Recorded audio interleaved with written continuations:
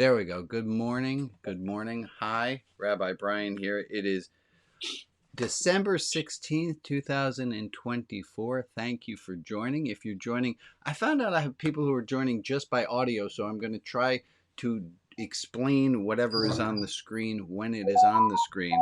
But right now on the screen will be a bunch of my friends who are all joining, and they are waving to each other.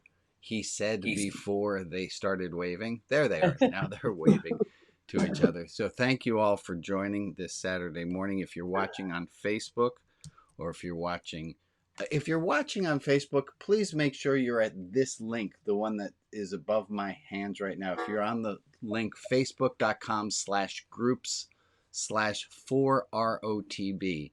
And Joe, I want to thank you for hosting the chat there in ROTB land. And if it works, it works. And if it doesn't work, it doesn't work. Let's see what working. It's working at the moment. Okay, it's not working over on my end, but I will troubleshoot that later. And let me start with a little story, a thought piece. I want you to imagine it is December 16th currently where I am. I want you to imagine right now that you go to the theater and the curtain opens and it's a dark stage just for one candle that's lit on a table. And then as you're watching, a warm red light surrounds the entire stage. And the warm light gets brought up and it gets brought up and brought up. And as it does, the music begins to swell.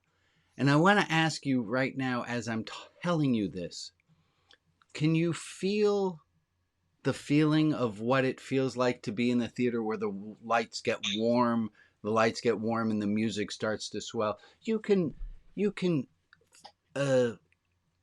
facsimilate, that's not a word. You can approximate, you have some idea of the visceral feeling you would have.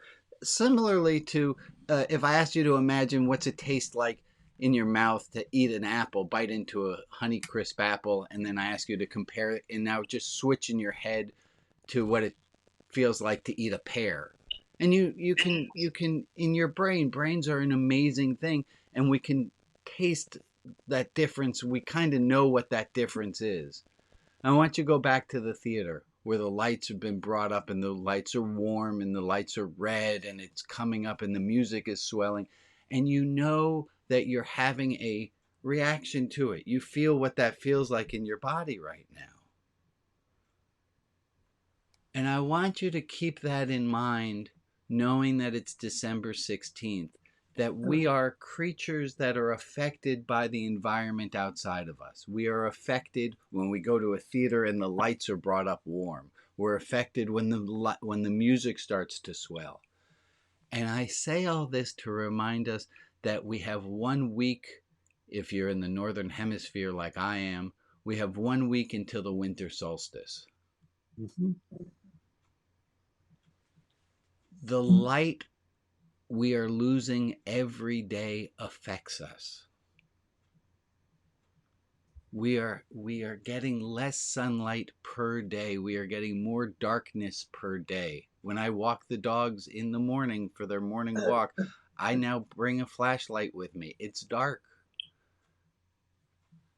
Just my rabbi teacher CB says, anybody who is trying to be as productive in mid-December as they are productive in April is deluding themselves. You can't. I mean, you can, but it's not sustainable. You can have a burst of energy late now in going into darkness and more darkness. But what I'm going to... I'm going to ask us to have some compassion for ourselves as it's dark. Our bodies naturally, when there's this little light, our bodies want to hibernate and eat a lot of Oreos. Amen. They have a tin of sweets here called Jingle Jangle at Trader Joe's. I don't usually do an endorsement. Don't buy Jingle Jangle at Trader Joe's because it looks like a giant tin and it says on it 20 servings. That's a lie. One serving. I couldn't make it in one. I did wind up feeling really, really ill. But when you find yourself taking that extra snack, be compassionate to yourself, will you? This is that time of year. You're supposed to be in tuned with the cycles of light. Okay. Yeah. I said all that. Good. Thank you everyone who joined last week for the Bait Dean for Eric. I appreciate that. I wanted to circle back to last week. I had announced that my Uncle Steve had passed, and we talked a little bit about the Dr. Silk's theory. Do you remember that? This theory with the convergent circles, the circles? I don't know. Can you remember the 4 words that she said about mourning? She said about mourning that there are 4 words that we have to keep track of. Here are the people who are at the epicenter, and here are the friends of friends on the outside. And Dr. Silk's ring theory, as it's known, has 4 words to it. When it comes to mourning and how to deal with mourners, what are my 4 words I'm looking for, folks? Comfort in, dump out. Comfort in, Grieve out. and dump out. Anyone who is on the inside, more inside, I am allowed to fetch to you about Uncle Steve's death because you are further outside Uncle Steve than I am. Oh. And your job is to comfort me. It was somebody asked me, they said, hey, I sure would love, what do you say, Rabbi, when somebody is grieving? I don't even know what to say. And I have 2 phrases to share with you. These are the two phrases I use. One, I'm sorry for your loss. Pedantic. It's I'll float pedantic. in my heart. Another one I have is, may their memory be for a blessing. Better. You might or might not like one or both of these. These are just suggestions of things that I have used in my saying. And then I wanted us to review another topic about grief. We haven't talked about this one in a long while. This is Elizabeth Kubler-Ross talks about grief, about there being... Elizabeth Kubler-Ross herself didn't ever call these the stages of grief.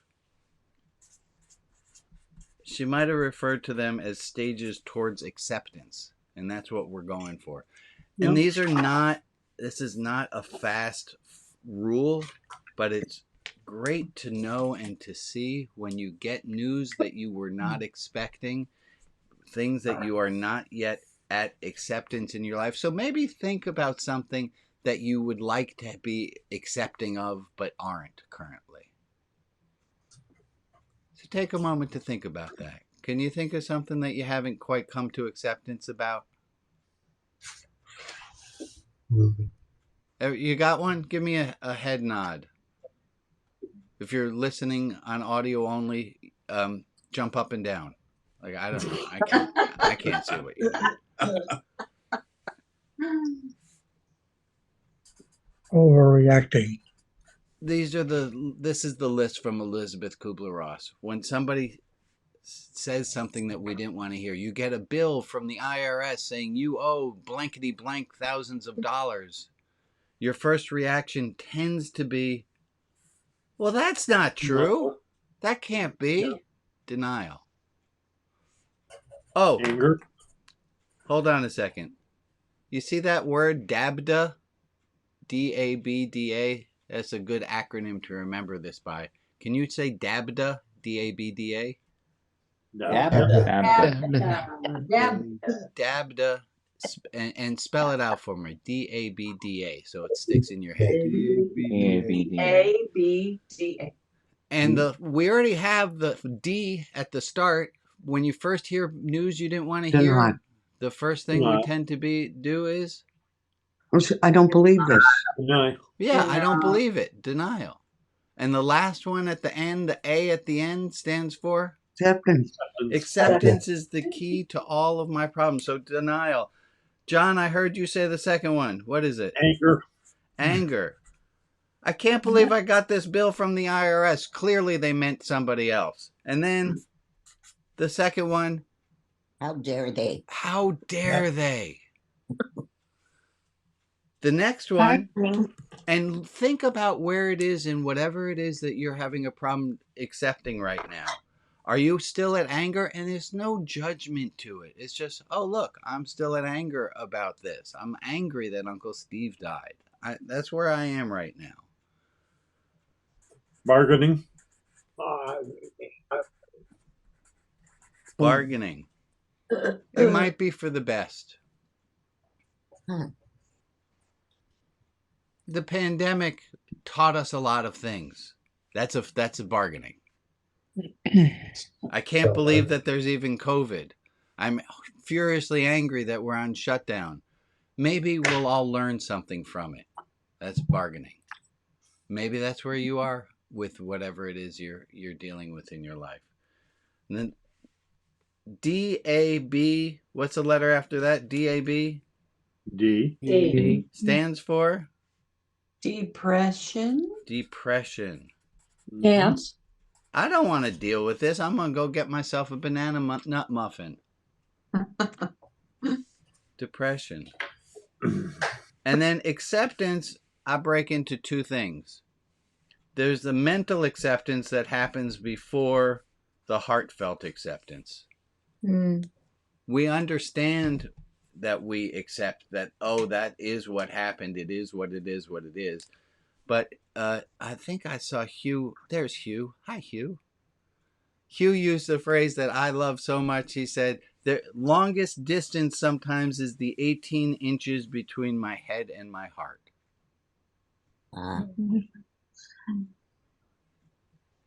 This is about grief, and it's about anything else that we can't accept in our lives. Can't believe Steve died. I can't believe Steve died would be which one? Denial. Denial. He's no longer in pain. He wasn't actually in pain. Well, he was in pain. His beloved had died earlier this year. But that phrase, he's no longer in pain, would be which of these in Dabda land? Bargaining. It would be bargaining. Yeah, very good.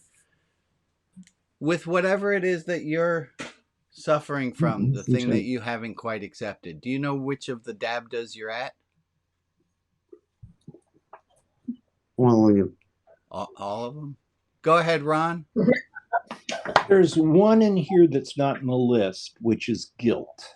You know, a lot of time Yeah. when I go through this, I feel guilty, like I should have been able to do more. My buddy Larry says about that, Ron, he says, good people always think they should have done more.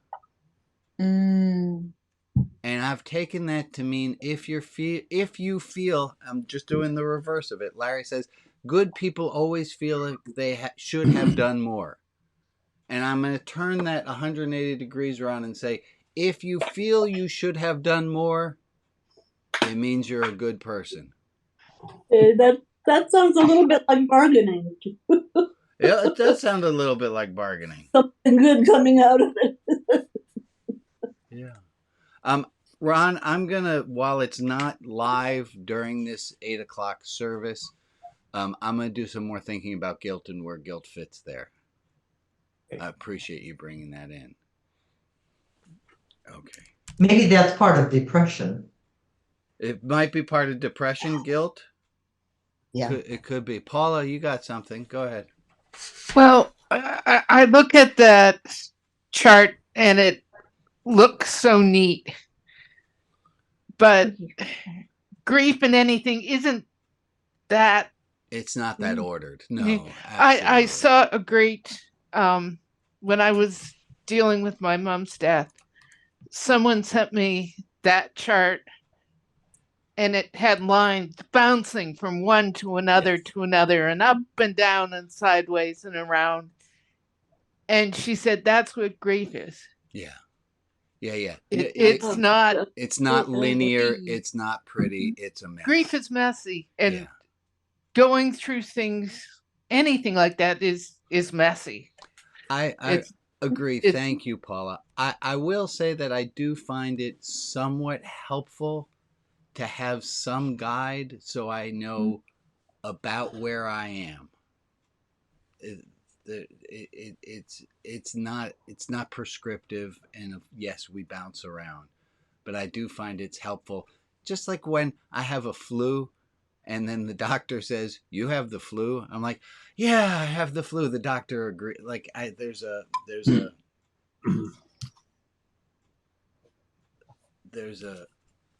sense of where I am. Brian, John, the whole concept of the stages of grief implies progress. Like you go from one to the next, and that's always been the problem. They are facets of grief, and we can demonstrate those facets, multiplicity of them, within any small period of time. As soon as you can be talking to one person and have one particular facet with somebody you might be, talking about acceptance, and then you talk to somebody else and you're back, or you've gone to a different facet just because of who they are and what your interaction is like. Let me add in. Jane is a grief and loss mental health specialist. This is what she does. The one thing that she says is for certain about grief is it's idiosyncratic. Yep. Grief does not follow rules. There's no. It's what you're getting at, Paula. What you're saying, John. It's not linear. If the DABDA helps you in your life, fantastic. Let me say this for the entire service. If what I'm talking about here helps you, fantastic. If you don't like it, take what you like, leave the rest. Right? We're all good. Let me do. I have another review thing to do. We talked about anger the other day. Oh, go ahead, Missy. Yeah, just real quick before you change gears. First, I want to say I'm only going to be listening for the rest of the time because I'm on my way to officiate the funeral that I brought up last week when we were talking about this, that I am officiating a funeral this afternoon. And so last week was really helpful to me. But I wanted to add two things. One, I was moving around while I was listening. I can't remember who made the analogy of the facets of grief. Right now, that was just John. What came to my mind when John said that was a diamond and all the facets in a diamond, and how grief can be a diamond for us. What we can gain from our grieving, that. And then I just got that image in my mind, and I thought it was thank you for sharing fabulous. That, yeah. The other thing was on the acceptance, and this is something that you hear in 12-step groups all the time, that I don't have to like it. I can accept it, but I don't have to like it. Mm-hmm. And I always take exception with that, because I feel like if you're still in the I'm accepting it, but I hate it, we're really just tolerating it. And that there's something deeper than toleration for acceptance. And I'm not saying that it's likely we ever get to a point where we actually like some of those things, but when we're actively claiming that we don't like it, it seems like we're not really there yet. And that's okay. And right. It's okay to do jump back and forth. But a little anyway, bit of fake it till we make it also. Yeah. And that's good. Sometimes we got to do that. I wasn't quite planning today to do a whole dive into acceptance, but I will use one quote from. Oh, come on! Byron Katie. There it is, Byron Katie, who said, "It's okay to argue with. It's okay to argue with reality. You only lose 100% of the time."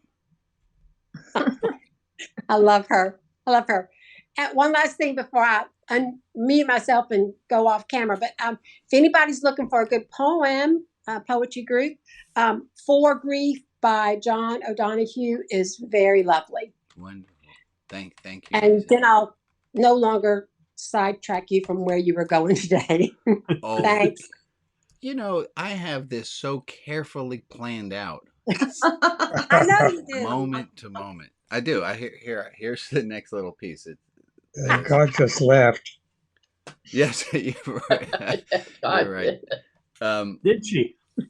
So we talked about anger. We're doing a quick little review of anger. We talked anger a few weeks ago. We said it's okay to be angry, and we came up with the rules for anger, and which could go for the other emotions too.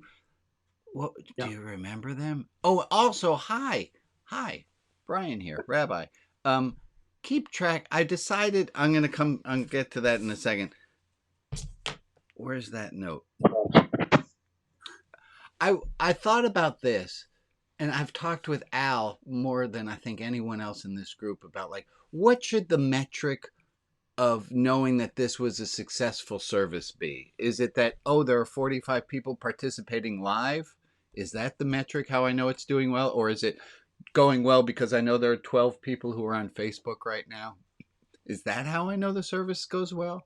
How do I know the service goes well? And I thought about, you know, is it the number of people who break down crying during a service? Is that the how do I know it's going well? And one of the things that I thought I would consider to be a good standard for the success of a service is the number of bits of wisdom that were collected. The bits of wisdom that were collected by people. And so I'm going to ask you, take an index card, make a note every time that there's a bit of wisdom that you could put on a bumper sticker, that kind of piece of wisdom, make a note of it. Because that I'd like us to see at the end of the service. If we had this many bits of wisdom that were shared and gained. I don't know that we're going to have an exact spreadsheet and tabulate it properly, but I'd love to hear that you had a little bit of wisdom. And so here, this is review from past weeks of wisdom, was the idea about anger and other emotions, that all of our emotions we should try to do under the following circumstances. What are they? It's okay to be angry, Aristotle said, but to be angry at the right person. to get The right angry at the people. right person, to get angry at the right time. to get angry at the right time, to get angry in the right amount, and to get angry for the right reason. to the right reason. And if you're just listening, I draw a picture of a raisin there. So anyone can be angry, but to be angry at these ways, that's not so easy. And I had this thought after the service that I had never had before. So here's my little bit of wisdom that I was so excited to share with you. It's okay to be angry. Just try not to do it when you're mad. Yeah. Because then you react. Yeah, say it a little more, Sherry. It's okay to be angry, just don't do it when you're mad. Why? Because you react instead of act. Because you react instead of act. Oh, I love the way you said that, Sherry. We don't want to be reacting when we're mad. Wait, which way is it? I got a little screwed up. But I think you know what I mean, even if I get the words. Even if it could be said both ways. We understand what I'm saying. But I only know that we understand what I'm saying if somebody who hasn't spoken yet today can somebody say this who hasn't had a voice in today? Go ahead, Ruth. I hear you talking, but you're on mute. Then you don't hear. Go ahead, Ruth. It's okay to be angry. Just try not to do it when you are mad. It's okay to be angry. Just try not to do it when you're mad. How would you define mad. I think what Sherry was getting at was when my blood's boiling, when I feel like I'm reacting rather than acting. That's a great question, Ruth. I think it might be like pornography. You know it when you see it. But there's some that might have been awkward. That's crazy when you're out of control. When you're out of control. Well, but you got to catch yourself before you're out of control, because when you're out of control, then you're out of control and you're going to be angry. You're going to be mean. We used to say to Annie, it's okay to be mad. Just do it without being mean. But I like this one. It's okay to be angry. Just try not to do it when you're mad. Hey, I have a great homework assignment for everyone. It's this.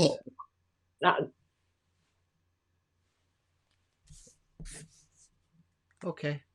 Glad we talked about that one. Jack. Unless you yourself experience whatever that experience is, shut up. Unless you experience whatever that experience is, shut up. I need a little bit of help on the first half. The shut up, I understood. Well, I mean, you talked about anger and grief. If you haven't experienced grief, you don't know what you're talking about. Yeah. You can't counsel people where you haven't been. You have to feel all these things too. Yeah. Agreed. Okay. I wanted to try something a little bit different now. This quote we had.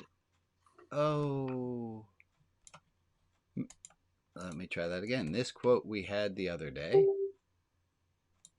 It's coming up. Remember I told you I'm going to replace my computer soon? Still thinking about it. There it is. I can be a kind person and still say no. Yeah. Okay. There was a lot of chat about this phrase. And here's what I'd like to do.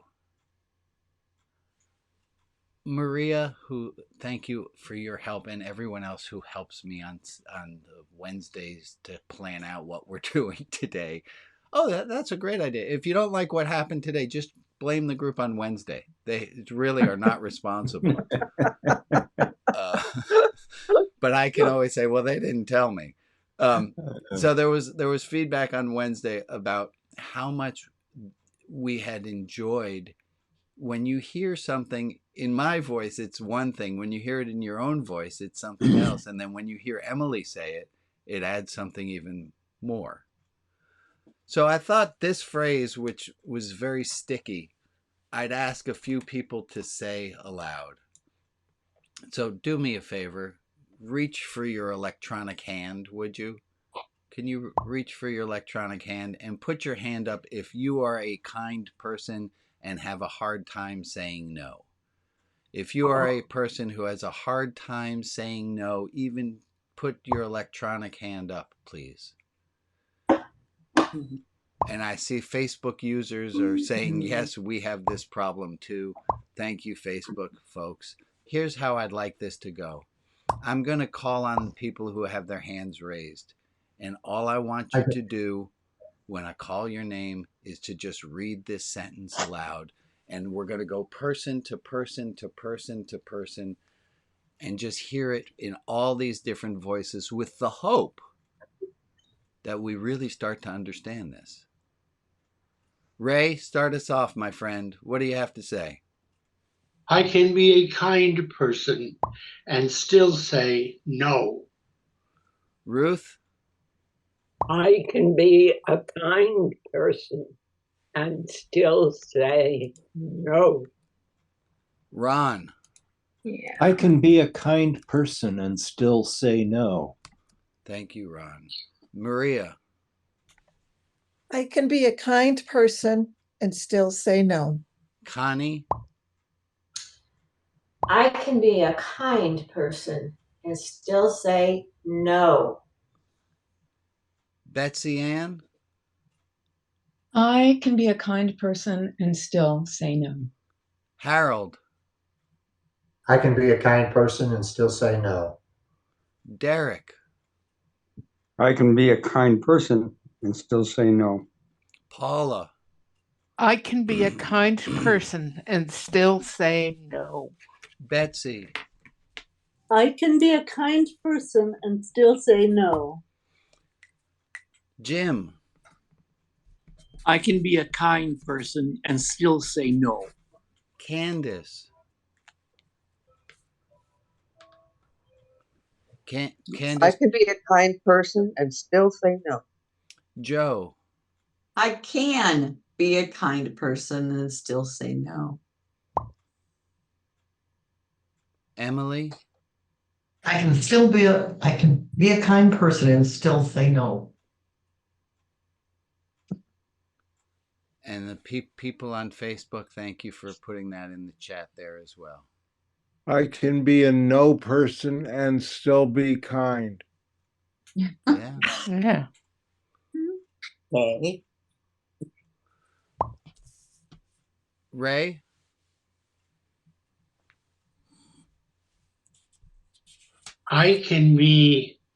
instead of I can be, I might put in there to make it more affirmative. I am a kind person and I still can say no. Yeah. That gives you a little bit more Yeah. self-assurance about it. That's who I am. I'm a kind person and I can still say no. Yeah. Thank you, Ray. I appreciate you adding that in. There's a quote from Prentice Hemphill, who I don't know if you know who this is, but they just from the quote that they have, you'll know how cool they are. And because I'm writing this book and I'm trying to get permission from authors when I'm using just a line of theirs, I got in touch with Prentice Hempfield's personal assistant, and I got an email back and forth, and it made me very happy. And I was like, I'm a fanboy, yay! Anyway, Prentice Hempfield's quote says this, and you might resonate with this. Boundaries are the distance at which I can love another person and myself at the same time. I'm going to say that again. Boundaries are the space at which I can love another person and myself at the same time. A boundary is the space at which I can love another person and myself at the same time. Would you like to hear that in your own voice? A boundary is a person. A boundary is a space at which I can love another person and myself at the same time.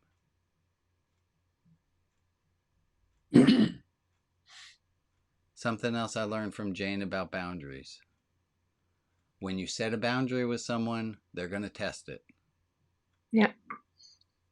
Amen. Also, when you set a boundary with someone, the likelihood that they are about to say, this is from Stephanie Van Dirk in Amsterdam. She says, we set a boundary and we expect the other person to say, oh my goodness, how good for you. You set a boundary. Those are so hard to set. And as she says, we should really expect that they're going to be we will be met with a little bit of resistance. Go ahead, Alex. I think that when you set a boundary with someone, it also it serves as a reflection of their respect for you. If they will follow through on the boundary you set. Well, not only that, but just their reaction to it. We recently had to set a boundary with my mother-in-law, and she went into low Earth orbit because she thought it was unreasonable, and her reaction showed a great deal of lack of respect for the two of us. Her reaction might also, it sounds like that's the reason you need to set a boundary with her. Yes, exactly. Right. Exactly. Well played. I have a poem I want to share with everyone. Uh-oh. Oh no. Sorry, my screens all just went black for a second. That was pure panic over here. We're going to do a breathing exercise right now because I need to. Oh my gosh, I know. Like, look at this. I know that even if the whole thing goes down, that you're all still going to forgive me or love me, even if the whole service shut off right this moment. But still, the panic is so real. And I'm going to go back to this phrase that I learned so much in rabbinical school, kal v'chomer, which translates to all the more so. If I'm panicked in this situation where the stakes are low, all the more so am I going to be panicked when the stakes are high. It's hard. All right, here's the poem I want to share with you. It is called The Thing Is, and I will put in the chat. I'm going to leave that on there for a second, and I'm going to go into the chat, which I'm usually not in, but I have the quote. So take a moment to look at that up on the screen as I attempt to put the poem in.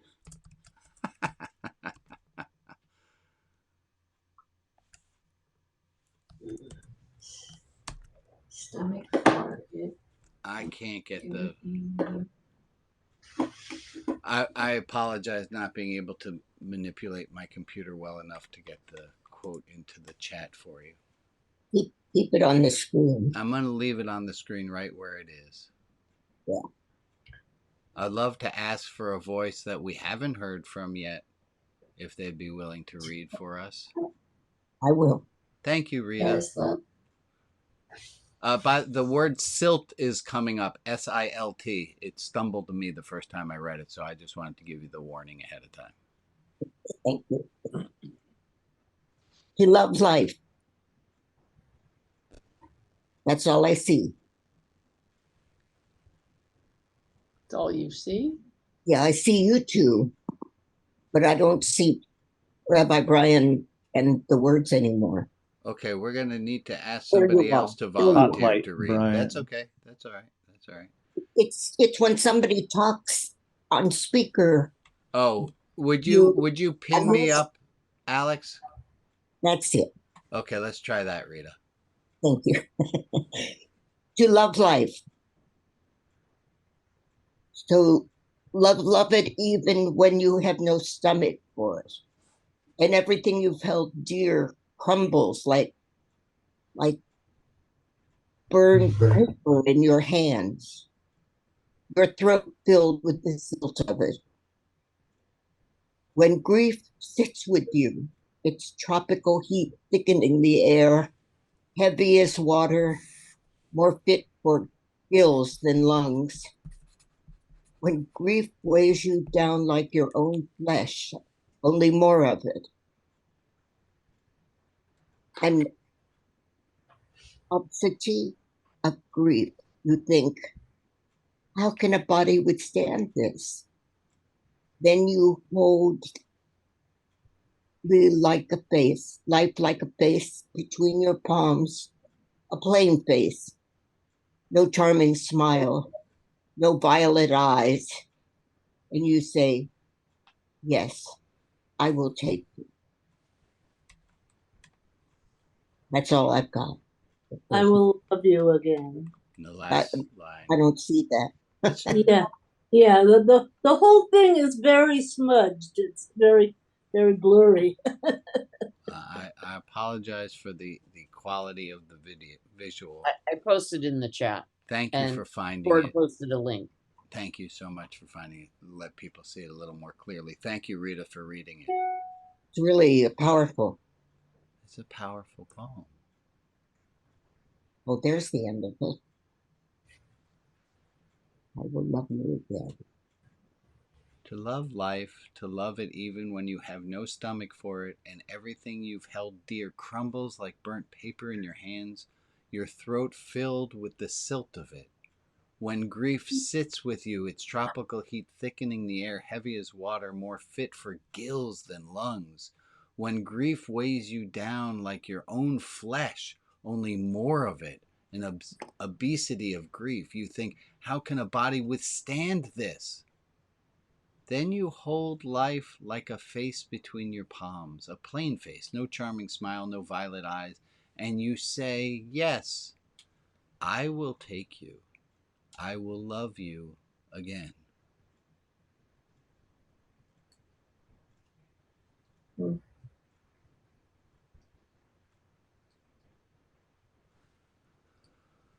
I feel like getting up on a soapbox and preaching what this poem says.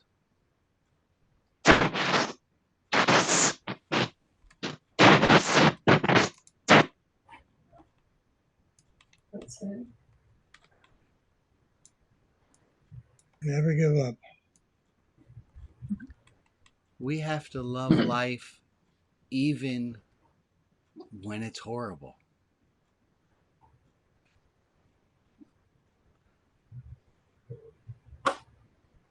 I think we're Without going to love, you take have a minute. Let's take a minute of silence for all those who need prayers. Maria, can you read the list of the people for whom we need to still love life despite all that's happening? I can. These are the people to whom we are sending light and love.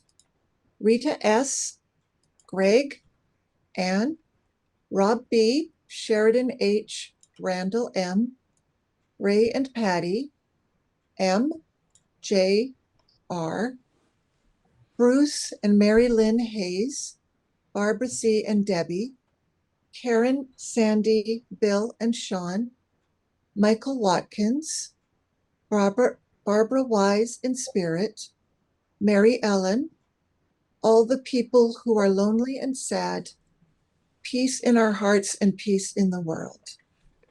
If there is another person in our community to whom we can offer light and love, please put their name in the chat and I will add them to the list in the clubhouse. And for the people who aren't named, but who are in our thoughts, we send them light and love as well.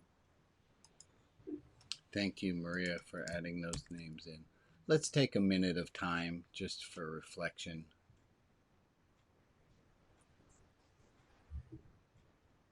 I'm unable to get the clock to show up on the screen, so we'll just do standard issue minute.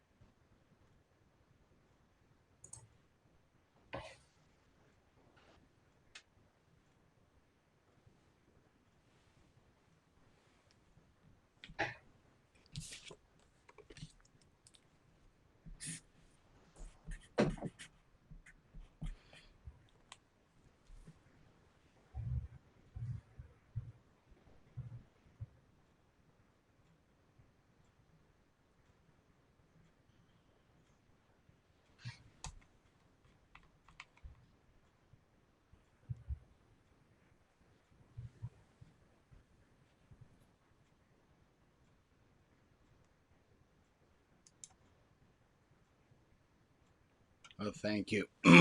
Thank you for sitting with me for a minute. I have some some announcements to make. One special shout out to Joe this week, who is running. We're starting the Facebook and doing Facebook differently than we have in the past. Excuse me. The Facebook group, we moved from a page, from my private page to a group. So if you're on Facebook and you're not on this link, please use this link. But thank you, Joe, for moderating the chat and helping people who are there. Other announcements. Oh, this one. You might remember this. Okay. It's okay not to feel okay. It's okay not to be okay. Folks, this is winter. It's especially hard. There's also this Some people did not have the Hallmark movie childhood fantasy Christmas of their lives, and this is a very troubling, triggering time for a lot of people. That's all right. It's all right. This can be a hard time. I had set up a suggestion box through the ROTB Clubhouse. If you went onto the Clubhouse, you went into the facts, you would have seen a suggestion box. It was up there for about 24 hours. And then the Wednesday group said, if somebody has something to tell you, they can just tell you without it going into an anonymous suggestion box. And I thought, yeah, hi. So if you have a comment or a question, or there's something you don't like about the way the service is going, I took down the anonymous suggestion box because I can't respond to your concerns if you submit an anonymous suggestion. Thank you to the Wednesday group. We figured you are all adults. If you have something you want to tell me, please tell me. That can also be like good things, by the way. Thank you. Our friend James, who is in prison, sent a lovely note, which I hopefully will be sending out. But I just let me read you a moment of it. He's so thankful for the love that everyone has given him, and he has. I'm not going to be able to find it in time. He just ran a wonderful holiday.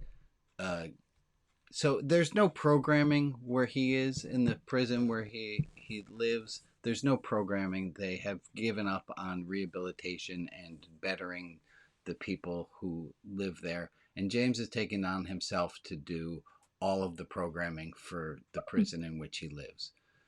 The Pledge of Peace went very well, and he just ran a holiday service for celebrating Kwanzaa, Hanukkah, and Christmas. Although there were very few people who natively celebrate Hanukkah where he is, he thought it would have some representation. He thanks all of us. We send him some funds, and a number of you send extra contributions to Religion Outside the Box to support him. And it's appreciated. I will get you more details next week. He's writing me a list of how the donations exactly get spent, so that you can know how you're helping and how many people you're feeding to show up to these programs. Thank you to Jeff. Jeff, are you able to run the politics room today?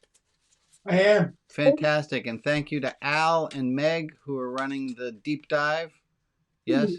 And to Ron, who's doing poetry. Joe, are you doing poetry also? You're gonna. And we thank you for doing. I don't see any new faces, so if there were, I hope you feel welcomed and that you're here. I had one more thing I wanted to talk about. Okay, hi. So I just saw a high school science teacher give a whole talk about the nature of deer and how deer in the wild, scientists had known for years from observing deer that the alpha male is a deer a flock of deer? Anyone know? A group of deer? Herd. A herd. Herd. A herd. I've heard of deer. Yes. Rob, that joke was just for you. So the herd of deer, the alpha male at a certain point when the deer are all hanging out, laying down and chewing on berries or whatever they're doing because they're deer, at some point the alpha male gets up and goes in a direction and all the other deers follow.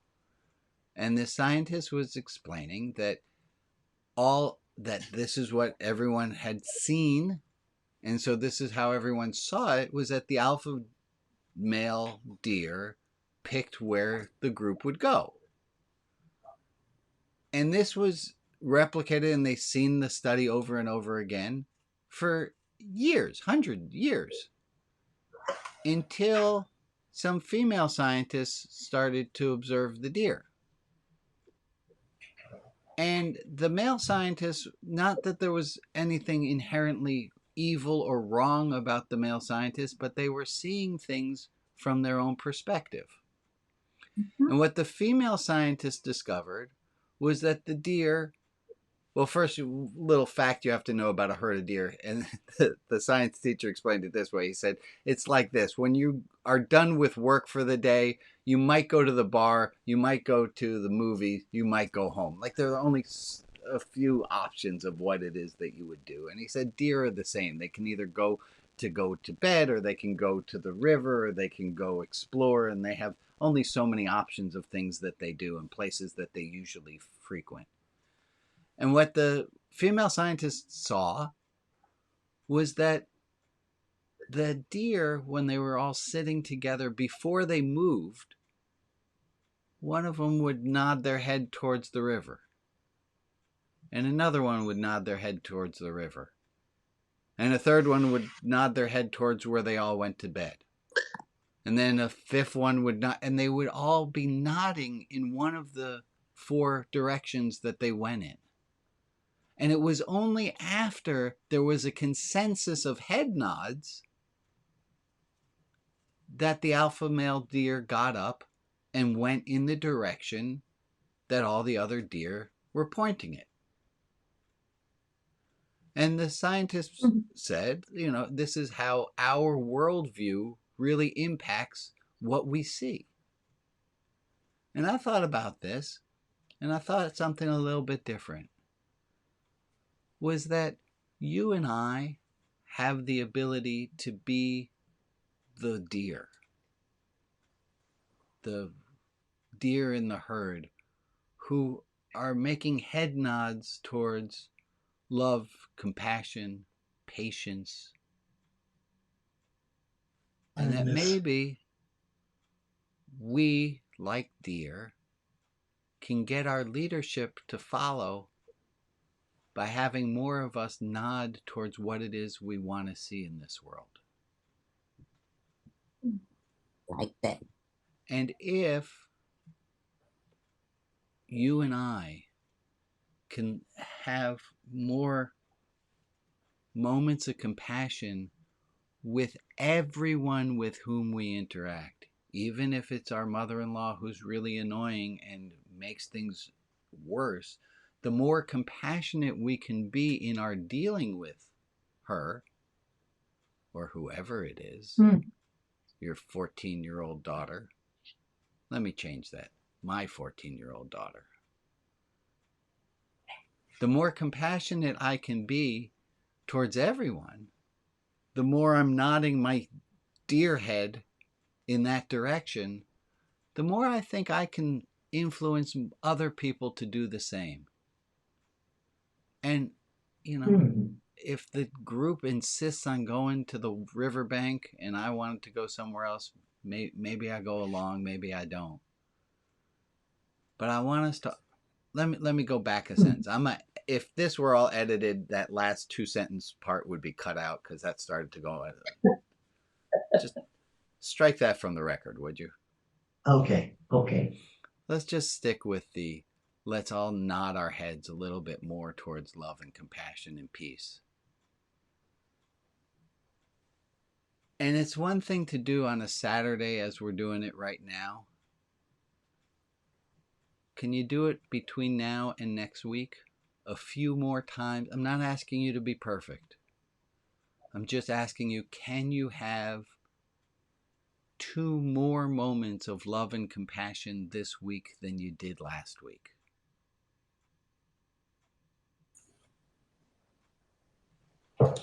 I'll answer that question. Can you? Yes.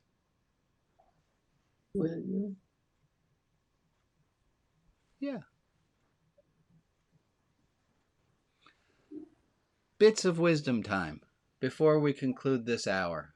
And thank you all so much for showing up and being part of this. And another metric that we talked about was maybe another metric to know how this thing is going is seeing how many new faces we get. And we got a whole bunch of new people on Facebook who are joining us. But maybe ask some people, tell them a little bit more about what you do at this time on Saturdays and invite them to show up as well. That being said, what's a moment of wisdom? What's a little bit of wisdom that you're taking from today? The little bumper sticker. What are you taking with you? Go ahead, Sherry. I see you. Well, I didn't write them all down, but I kept track of the numbers, so I have 10 to 11 I wrote. And the one that I do remember was that the boundary definition, you can love another person and yourself at the same time. And it's the boundary is the space between you and the other person that you can still love them at a distance. Yeah. I Or can close. love you, but you cannot stay in my house for 4 days. That's the distance at which I can love you. You can stay in my house for 2, but not 4. Good. Thank you so much, Sherry. What's another thing that you're taking with you? Always try to be kind. Always try to be kind. Amen. Paula, was that a hand up or was that a hand No. released? Okay. Oh, you're playing with your headphone. I see you. Yeah. What else are you taking with you? Go ahead, Maria. Sometimes the longest distance is the 18 inches between my head and my heart. Yeah. Thank you for sharing. That's a beautiful one. Patricia, what do you got? Don't be angry when you're mad. That's very Don't be important. angry. It's okay to be angry. Just try not to be angry when you're mad. Ooh. Wouldn't it be cool next week if somebody came in with a story of when they were able to keep themselves from getting mad and were able to be angry without getting mad? Hey, I have an idea. You could be the person who tells that story next week. Gord has his hand up. Go ahead, Gord. Sorry, I didn't see you. No, it's fine. Grief is idiosyncratic. Grief is idiosyncratic. That's fantastic. Al. Yeah, you know how I love my metrics. I do. And you inspired me to come up with a new one, which is how many acts of love and compassion have I entered into last day, week, whatever. Wow. I hope you just go off the charts and have a lot. It'd be really bad you come back next week. I had 2. That was good. Yeah. I'll have Okay. 3 or 4 But then we next would be week. loving and compassionate towards you who only had 2, and then we'd instantly have a 3rd. It's like a magic trick. Yep. Thank you for sharing those little bits of wisdom. I really like this idea, and I'm going to try it again next week. You guys know this service keeps evolving and changing. I'm going to try again next week. I'd love to ask you at the end, what are the little bits that you're taking with you? And especially when you hear somebody else repeat one of them, you hear it in a different voice and it reminds you of something. So to do that as well.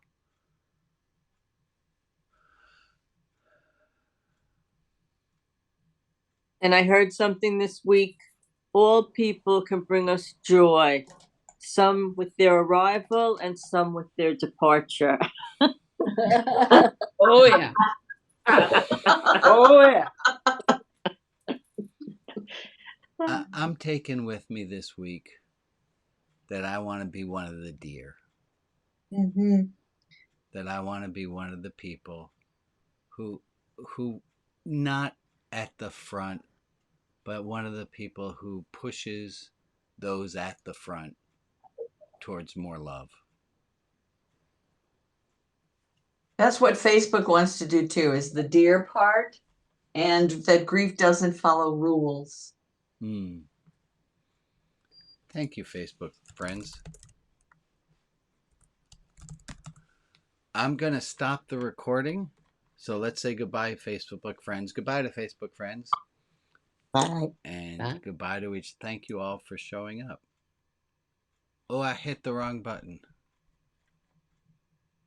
I left the meeting and I'm still broadcasting.